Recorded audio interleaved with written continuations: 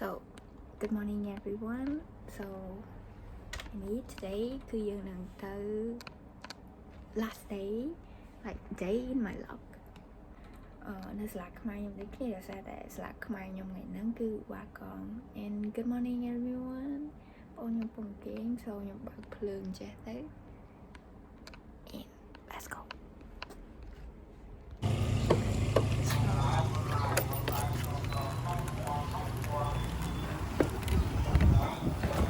so now I'm by សុកដា so ឥឡូវហ្នឹងគឺយើងបានមកដល់ថ្នាក់ហើយ let's see my friends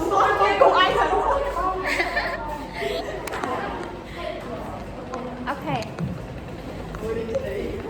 Hello. hello សួស្តីជំរាបសួរ សួស្តីជំរាបសួរ ចា នេះថា នេះថា ខ្ញុំអង្គុយស្រួលមួយតិចអូយខត់មកខ្ញុំអង្គុយដូចនៅខាងកាហ្វេ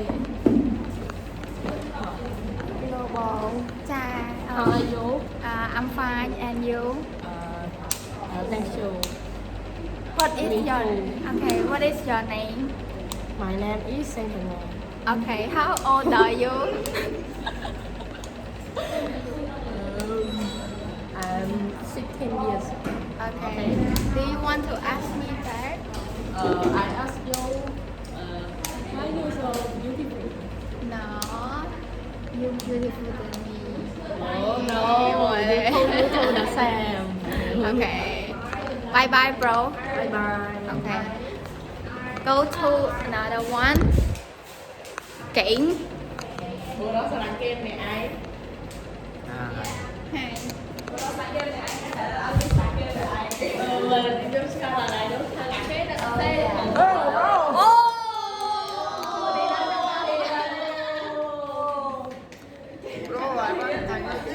You eating? Okay, you eat. Mình nói mà tên nằm mà lon nè. Hi. How are you? I'm fine. Okay. So ឥឡូវហ្នឹងគឺអត់មានធ្វើអីទេtalking to friend ញ៉ាំអីតិចតួច and waiting to play something last day last month last day in school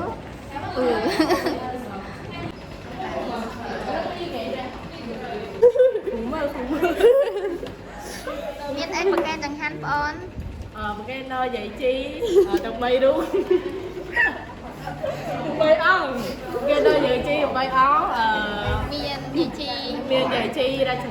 យាយជី Dạy chi chị tá. Mày mà sợ lưới.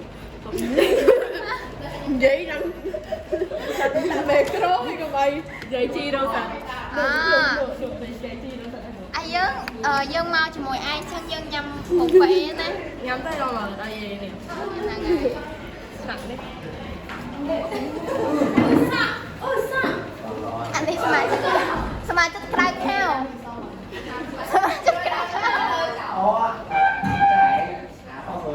Cái chuột chăng má.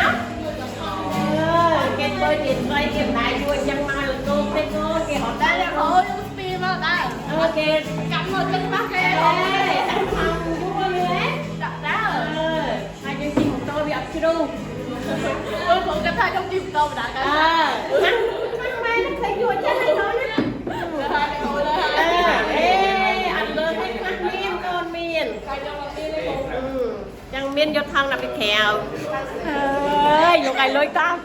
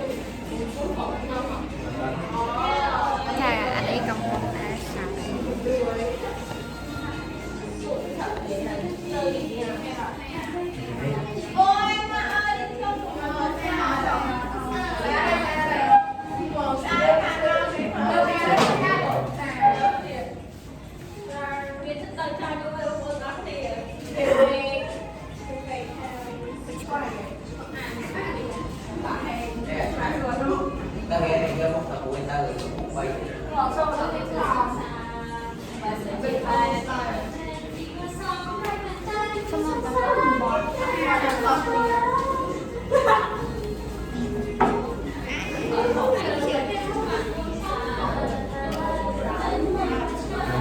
mình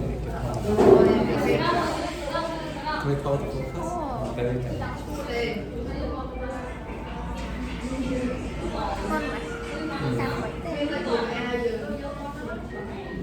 Phật Việt Nam.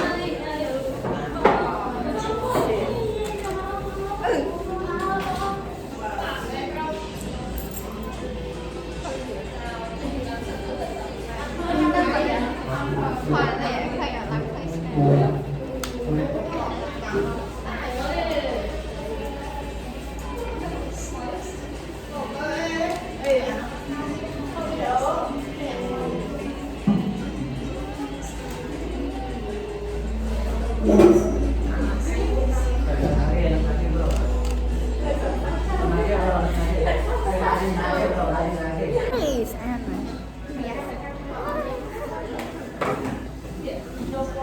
Lô hai. Ui đã. Nó nổ. Có cái làm video hai bạn anh không phải không gì.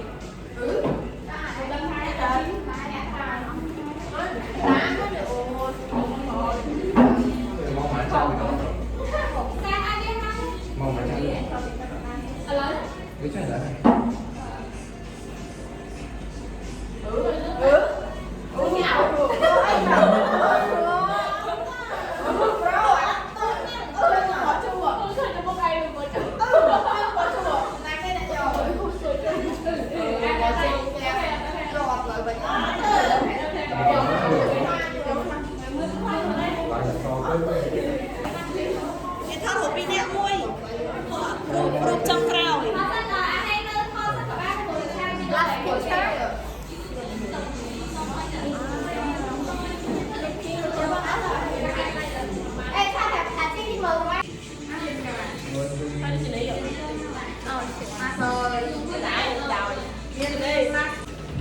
Okay.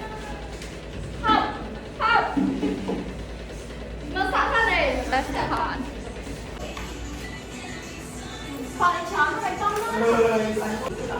Mua son khăn người bán không hả?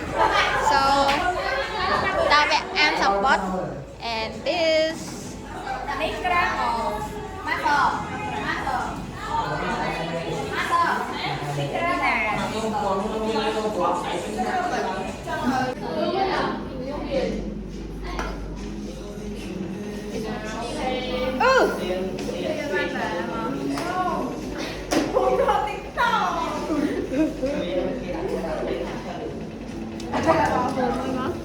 Guys, see.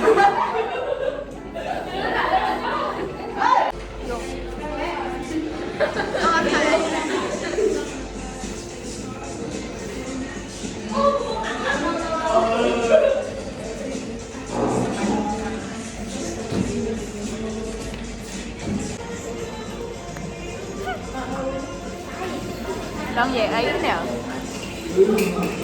Trong trang thì nó bên mẹ rộng hai rồi khu tây lươn mình tên because mà năm nắng miền tầm miền tầm khỏi trong tơ thêm miền ở mấy friend sát na mùi mình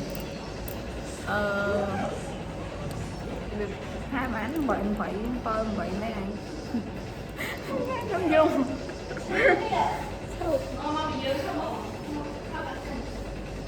mẹ làm hai đọc đô ra thì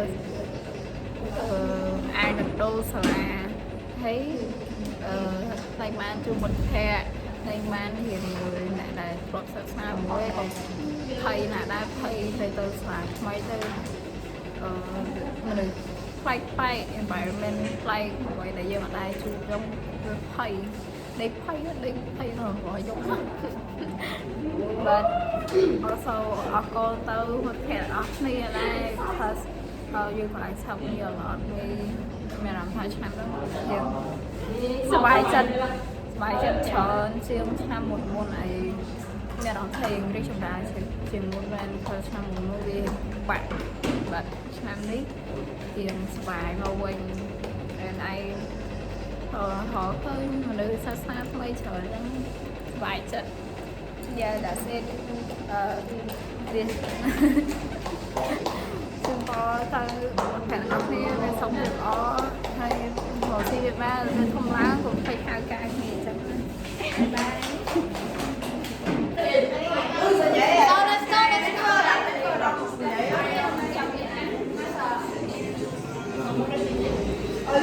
trong mấy cái đó này tao ăn tờ như thua cao nữa không có mà ôi thế này không về thì chả không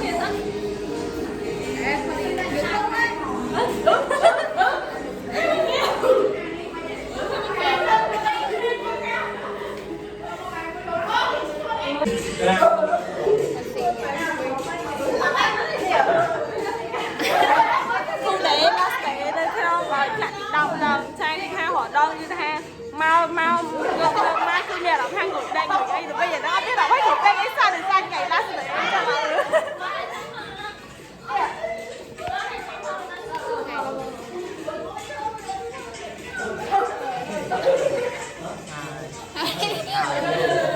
I'm fine and you okay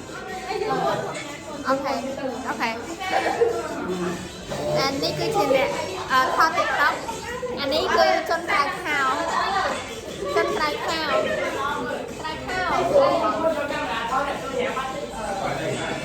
okay and this make up want to say something I love you guys yeah Nika okay love you okay love you too introvert one connected one hot one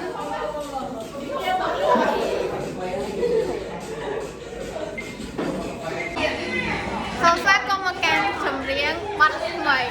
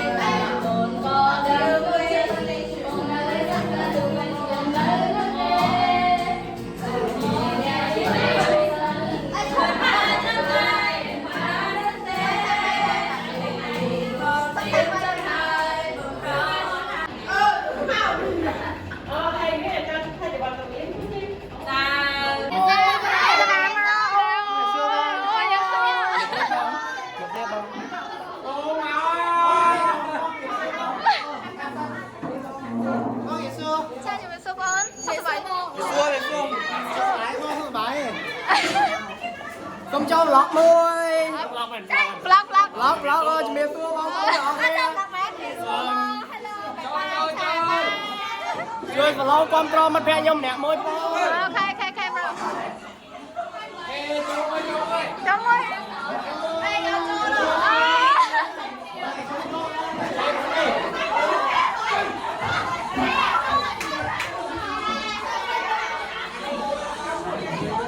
Ngay trong cái chuyển phát lại TikTok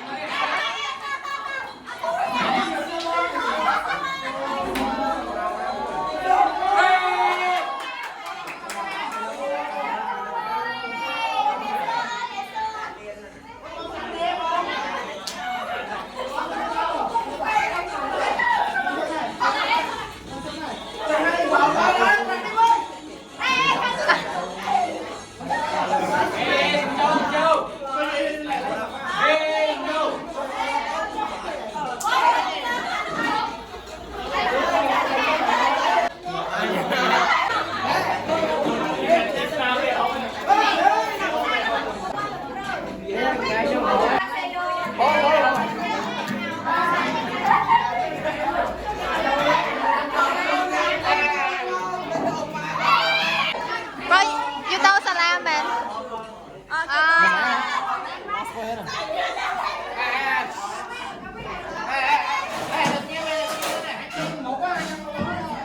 các bạn, thành phố anh mơ rồi. Em rồi.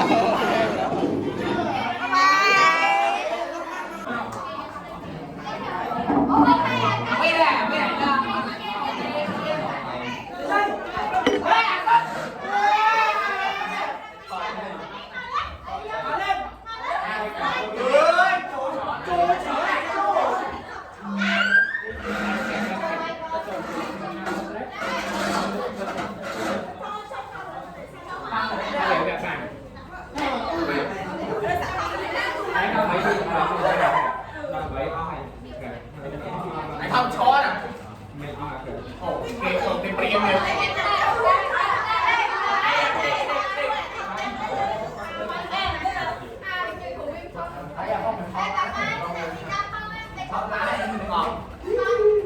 Ai thon đây rồi?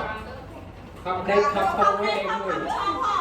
Buổi tí bảy ấy thòng ná mà bật lại bật đặt tay.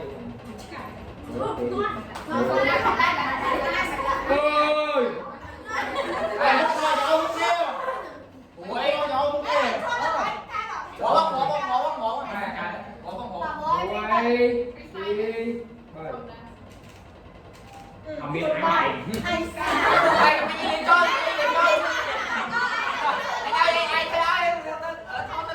Chăm cắt tay. Phải cho lên mà.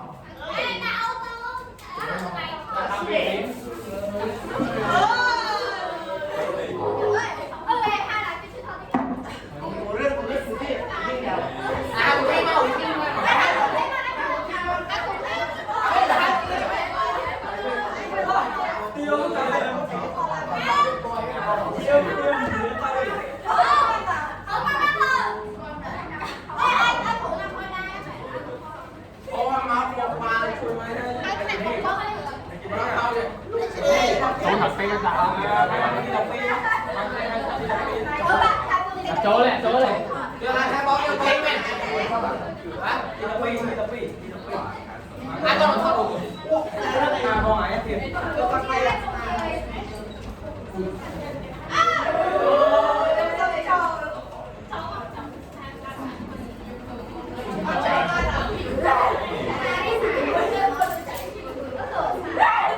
Chuyện hay nói chúa rồi.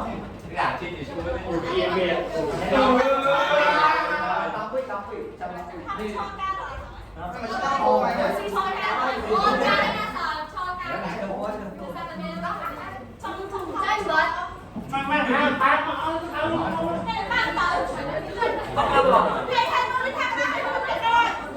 Ai vào đây hỏi con lắm luôn nè.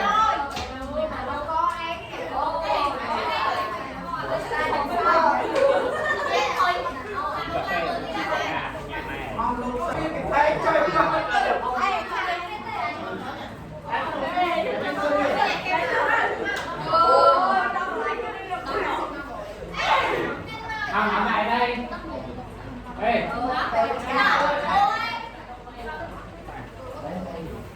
Đây không? Này, cô cho băng anh. Đi ra lo. Mò. Thứ tập máy trai luôn. Không. Cái kho này đây. Con mà không chưa khó không thẳng hơn. Hai ba em bỏ rồi. Anh không à cả. Anh em đây này không phải không. Mất thắng nữa. Thắng mà.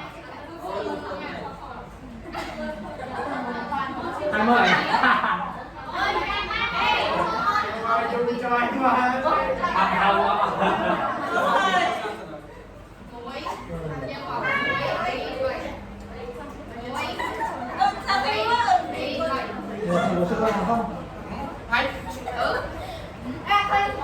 Anh kia là chăn khó rồi đấy.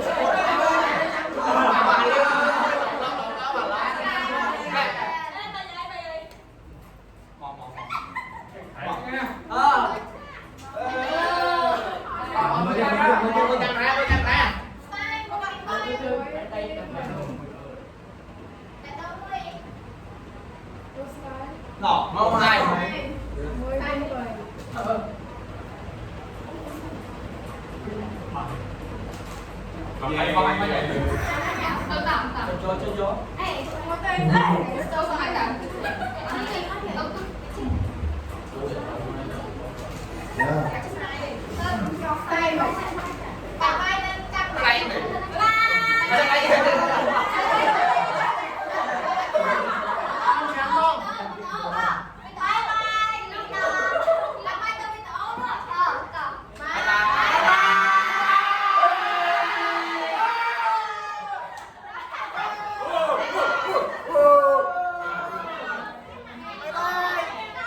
បញ្ចប់ជីវិតជាផ្នែកទី10ពិនពេតហើយ Bye bye. Đọc. ជីវិតជាផ្នែកទី10ត្រូវបិទបញ្ចប់ត្រឹមនេះហើយ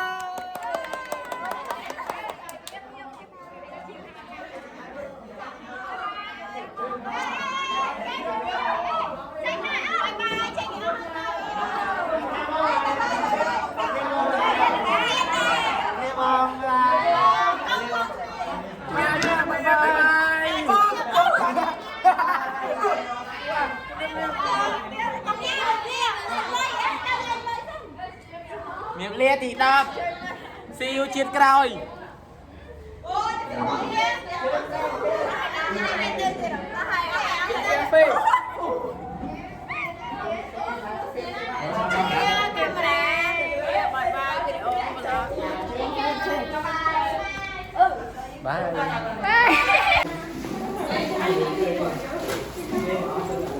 Time to go home.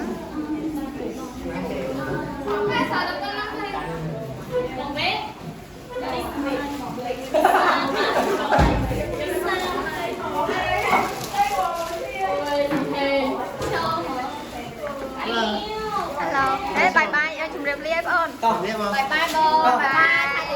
Bye bye. Chỉ bắt chế phát thế này TikTok. Thế nhóm này Ai chụp chụp. Còn ai tranh. Còn ai tranh.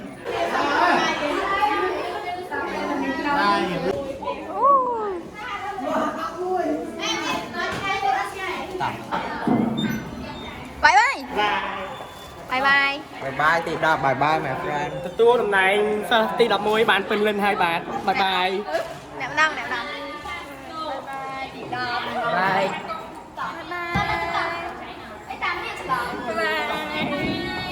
bye Nhưng mà bác thật là cha bê thật mà khải. Bye bye. Bye bye. bye là vô Bye gì mà? bye bye What do you want to say, bro? I want to say chúc mẹ sang thọ See you tí đọc quý. Okay.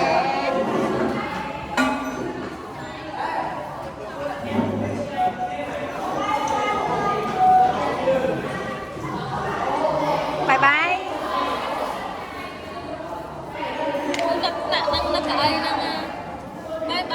Bye bye. Vậy muốn tranh. Bye bye. One last look. Bye bye. Bye bye. Dục Bye bye this class. Thôi thôi thôi cô.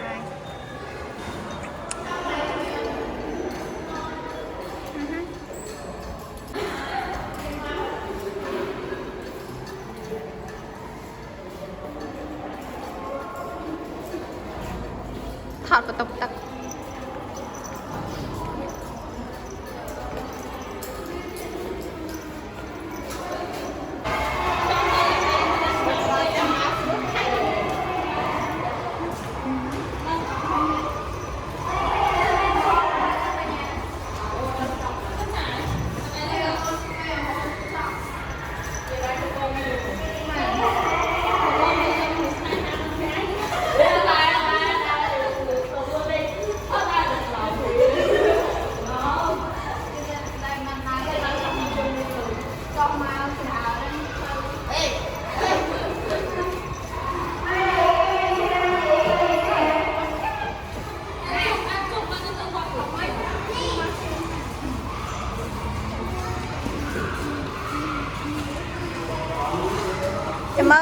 នេះគឺដាក់ពេញតែម្ដងវីដេអូហ្នឹងគេដាក់ពេញអត់មានកាត់ទេចា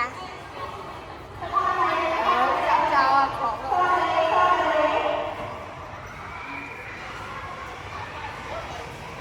Yes ណាគេនឹកអីមើលវីដេអូដែរហើយ